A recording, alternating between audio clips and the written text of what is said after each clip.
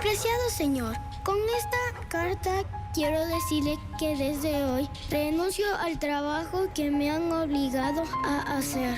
El trabajo es para los adultos y yo volveré a hacer cosas de niño, estudiar, jugar y estar más tiempo con mi familia. Renuncio para siempre al trabajo infantil. Atentamente, Marco. En el gobierno de la Revolución Ciudadana hemos rescatado a miles de niñas, niños y adolescentes del trabajo infantil. Seguiremos trabajando hasta erradicarlo por completo, porque un niño que trabaja pierde más de lo que gana. Avanzamos, patria. Llegan las 10:45 de la noche y lo único que el Ecuador espera es Deporte Export. La más completa información deportiva, de la mano de Carlos Víctor Morales y Fernando Estrada. Los goles, las medallas y toda la actualidad deportiva, solo la encuentras en Deporte Export. De lunes a viernes a las 10:45 de la noche, en vivo para todo el territorio nacional, por la pantalla del 7, Ecuador TV. Pasa la bola. Este viernes. Greta, qué gusto verte. ¿Ustedes no se ven tan mal? A pesar de su edad. Greta tiene preguntas. He estado haciendo una lista de las diferentes formas de morir. Autoinmolación, caer de una gran altura. Ella es dramática. ¿Cómo pueden sobrevivir sin cable? Es difícil. Si me voy de esta mesa sin la orden, no regresaré para esperar otros 20 minutos. Ella es perturbadora. ¡Ya déjate, Carlos! ¡No la lastimes! La vida según Greta. Este viernes, 23:30, por Ecuador TV. Él nació en una adinerada familia brasileña. Corrió en 161 grandes premios en 10 años. Tuvo 65 pole positions, ganando 41 de ellas.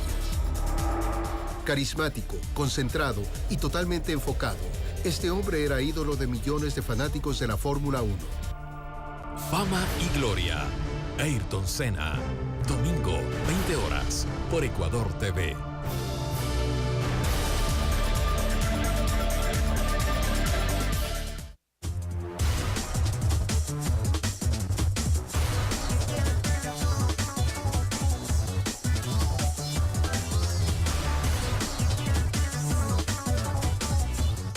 De vuelta, los ciudadanos están pidiendo una relación más dinámica entre el gobierno central y los gobiernos seccionales. De modo que parece ser que esa es una de las tareas que tienen en adelante, si buscan una mejor relación.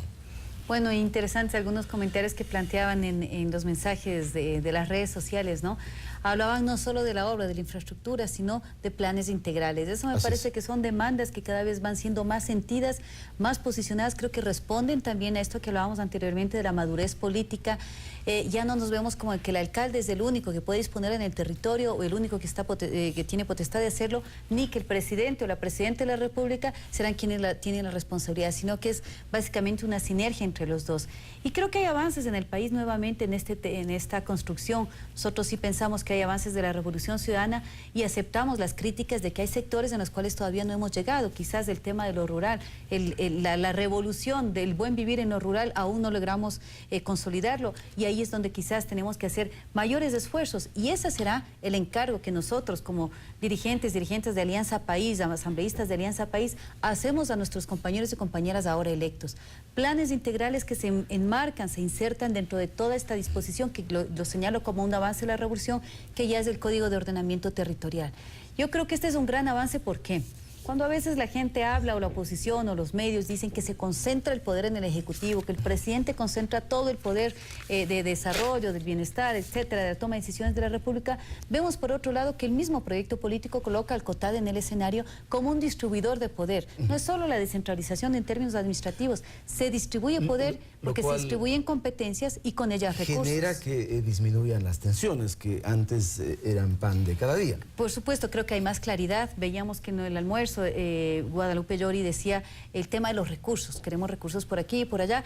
Son temas que siempre van a estar pendientes, pero cada vez menos. pero cada vez menos, porque ahora tenemos absoluta claridad de la distribución de los recursos para los gobiernos autónomos descentralizados. Ya no hay más esas filas o esas oficinas escondidas que había alrededor del Ministerio de Finanzas antes del 2007 para poder sacarle, aruñarle al Estado central los recursos que les correspondían por ley. No digo al municipio, no digo al alcalde, sino a la ciudadanía que vivía en ese cantón o en esa provincia. Eso ha venido cambiando. Ahora tenemos una distribución más transparente, por lo tanto también desde la ciudadanía, aquellos que están en redes sociales comentándolo, también niveles de exigencia mayor para que esos gobiernos autónomos descentralizados pues también den cuenta de ir avanzando en estos grandes ejes que son los del Y buen vale la pena preguntarle a Salvador Quispe, autoridad de Zamora Chinchipe, ¿el COTAD ha logrado que en efecto los fondos que requiere el gobierno provincial lleguen a tiempo a sus manos para la ejecución de obras o sigue habiendo aquellas dificultades que hubo antes de la vigencia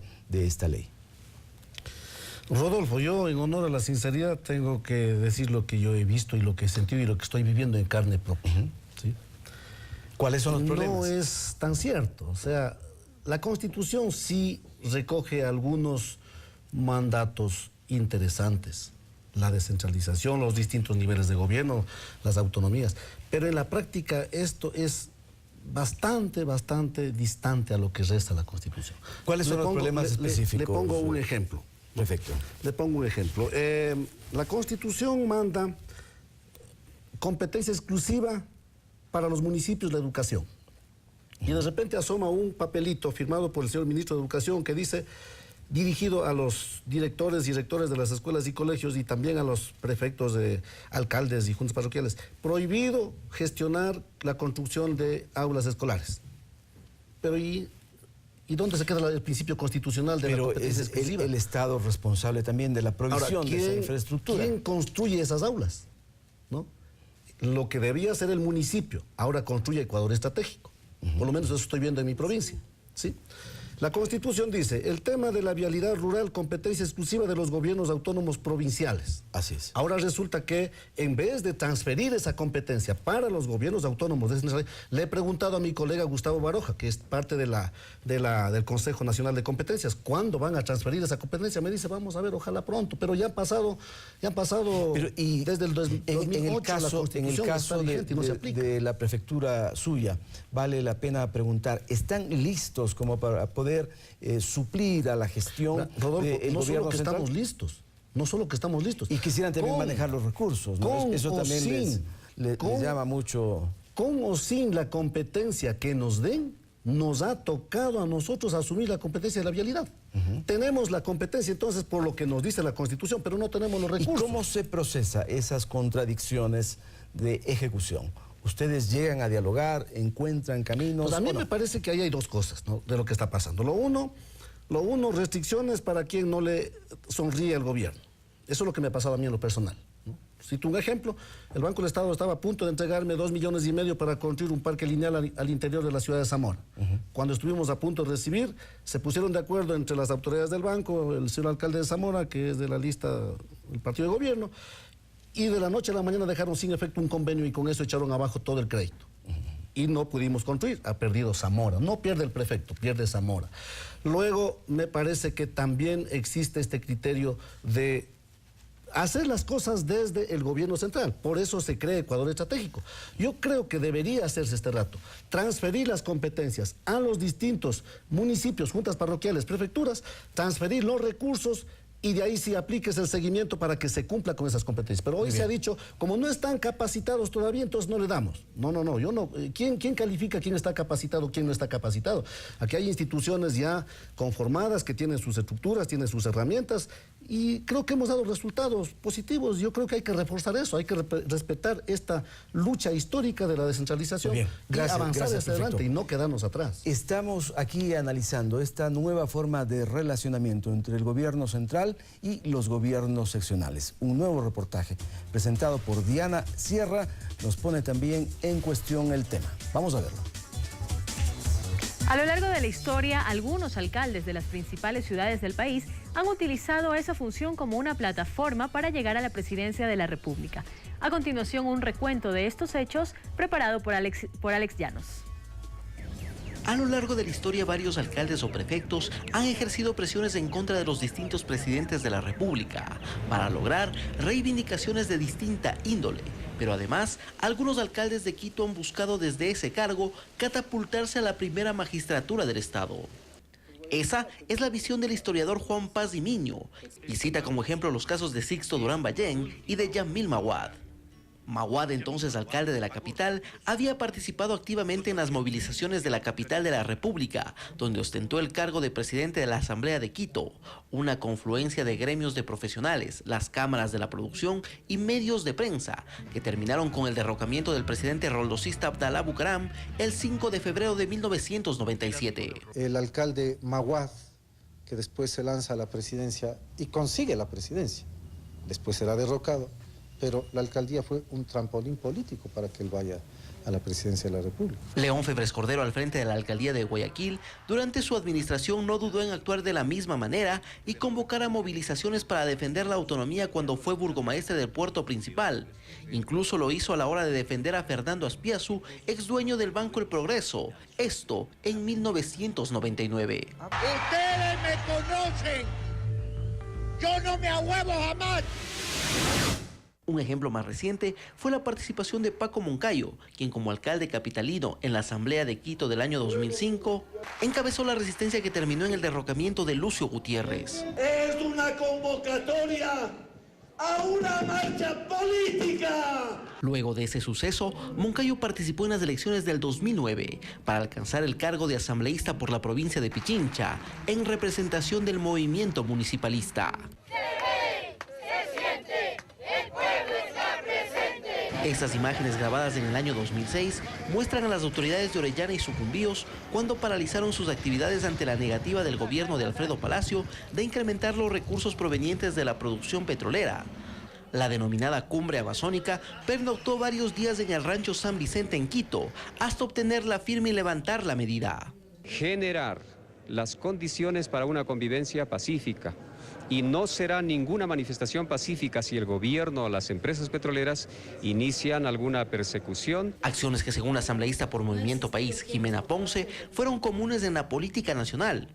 Y recuerda cómo eran las oficinas ficticias de los alcaldes de la época. Había una cevichería frente al Ministerio de Finanzas en donde se realizaban las transacciones.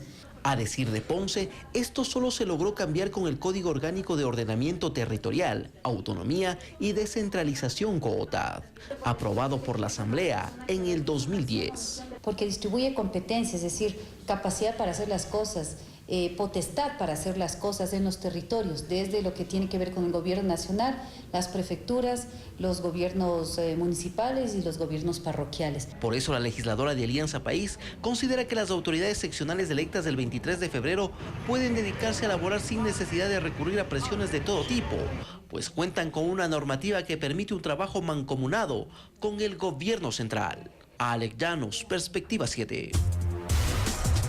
Allí está, este reportaje plantea entonces que el COTAD garantiza el flujo de recursos, la asignación de responsabilidades también, en medio de las dificultades que anota Salvador Quispe, ¿no? Hay momentos en que no es posible coordinar apropiadamente la gestión. Así es, ciertos elementos que ya en los cuales se dispone, digamos, esta transferencia de responsabilidades o se delimitan las responsabilidades y un mecanismo como es el Consejo de Competencias.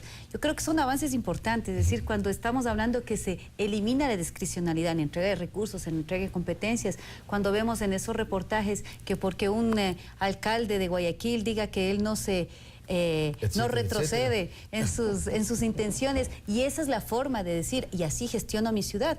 Acá estamos diciendo a través del COTAD y otros instrumentos que por supuesto siempre son perfectibles en la medida en que se los vaya utilizando y se los vaya mejorando, pues que existe mayor claridad. Yo creo que ese es un elemento también importante de la gobernabilidad, es decir, no podemos hablar en etéreo, hay instrumentos, hay hechos concretos que van permitiendo que aquí las cosas se vayan dando. ¿Y el gobierno central está en efecto entregando oportunamente los recursos y bajo conceptos de equidad como sostiene Alianza País, ¿o no? Desde la perspectiva de nuestra, pues que ha sido la propuesta que la hemos logrado en el COTAD, existe esta fórmula de distribución de los recursos en los que anteriormente el mayor peso se daba por el número de población, por la cantidad poblacional que tenía una provincia o un gobierno autónomo. Y ahora se lo da por eso, pero también por la eficiencia, por la capacidad de recuperación fiscal, es decir, la posibilidad de que mediante su ejercicio de gobierno pues vaya recuperando también recursos, los impuestos, las tasas y demás que son instrumentos del Estado. Pero de recaudación fiscal. Además de los recursos es la entrega de una gestión, de una responsabilidad. También está que Salvador Quispe anota que, por ejemplo, no delegan responsabilidades a los gobiernos autónomos en cuanto a educación, vialidad, rural. Bueno, algunas competencias que son compartidas. En el caso de educación, Salvador está señalando lo que dice la Constitución. En otros elementos normativos también se aclara de mejor manera lo que dice, lo que correspondería a educación y salud, que son justamente competencias en las cuales se ha venido debatiendo la pertinencia o no de que se la gestione desde uno u otro nivel. Para eso yo creo que hay que seguir revisando si es que así fueran los instrumentos normativos, pero fundamentalmente creo que se señala también en estos instrumentos, como es el Código de Ordenamiento Territorial, la posibilidad, digamos, y la necesidad también de que se vaya instalando capacidad en cada uno de los municipios y en los gobiernos autónomos descentralizados, y sobre todo esta desconcentración de poder, esta desconcentración de recursos. Esta fórmula que permite distribuir de una manera menos discrecional, más clara y además rápida, de manera rápida. Es decir, nosotros en la Asamblea Nacional aprobamos el presupuesto en los meses que cierra el año anterior fiscal para que el año siguiente pues ya cuente con los recursos. De esta manera ya el municipio sabe o el gobierno local sabe entonces cómo va a entrar. Y de esta manera podemos hablar de un incremento de recursos. Al 2011 estamos hablando de 2.200 millones de dólares que estaban ingresando a través del recurso del Estado, digamos, a cada uno de los gobiernos autónomos centralizados, y ahora al 2013 estamos hablando de 2.800 millones. ¿Por qué? Porque en la medida en que va creciendo el presupuesto del Estado, también va creciendo los recursos para los gobiernos autónomos centralizados. Hay un alcance, hablando de cifras y hablando de y estamos llegando a la parte final. Yo creo que en homenaje a la palabra que ha dicho la señora asambleísta, combatir la desigualdad, ¿no? Hay una ley que está demasiadamente retrasada. La ley 010, que se la reformó en el 2007 cuando el barril de petróleo estaba en $40 y logramos $1 por cada barril. Hoy el barril de petróleo está en los $100. Para todo el Ecuador el barril a $100 y para la Amazonía sigue siendo un barril de $40 y nos dan $1. Nosotros estamos planteando que en homenaje y en justicia para la Amazonía deberíamos ya hacer un ajuste a la ley, al menos en función de esa realidad del precio. Claro, desde la Amazonía estamos planteando que se nos dé al menos del 5% y este debería ser un tema a conversar, pero creo que es hora que para la Amazonía se le devuelva en algo, porque de lo contrario estaríamos quedándonos solos en el discurso y en la práctica ahí hay una ley bastante atrasada en relación a la realidad actual del precio del barril de petróleo. Claro, pero una ley que estaba en otro contexto. Yo creo que el contexto de este nuevo, de unas fórmulas que permiten distribuir adecuadamente por incluso parte de los elementos de la fórmula es las necesidades básicas insatisfechas también, es decir, considera estos criterios de desigualdad. Yo creo que por ahí también hay que sopesar esos criterios del antes y después, pero también cuando habían antes pero hacemos ese planteamiento desde la Amazonía y vamos a estar visitando. Lo discutiremos pues ahora que estamos ahí. Muy bien. Muchas gracias. Bueno, gracias a ustedes por asistir. Es importante el punto de vista o los puntos de vista que han podido expresar aquí en este espacio de la televisión pública. Vamos a finalizar, amigas y amigos, recabando también otras opiniones de los ciudadanos a través de las redes sociales. Les recordamos la pregunta planteada: ¿cómo creen los ciudadanos que debe ser la relación para este nuevo periodo entre gobiernos seccionales y el gobierno central? Vamos a leer qué nos dice Griselda López. El trabajo debe ser mancomunado por el desarrollo del país y las comunidades que lo necesitan, sin rivalidades ni oposición, todo con propuestas para llevar a cabo un proyecto beneficioso para todos. Víctor Andrade nos dice: todos los gobiernos seccionales deben incluirse en el Plan Nacional del Buen Vivir, a más de obedecer lo dispuesto por las EMPLADES. Gracias, Víctor, por tu comentario. Y finalizamos con Ramiro Javier Terán. Debería haber trabajo en conjunto, si bien se lo ha hecho, pero se debería implementar procesos más dinámicos. Es una de las cosas que más se ha pedido a través de las redes sociales, más dinamismo en la relación entre gobiernos seccionales y gobierno central. Muy bien, muchas gracias amigas y amigos por acompañarnos en Perspectiva 7, el programa de la televisión pública. Les esperamos la próxima semana. Que pasen bien. Hasta pronto.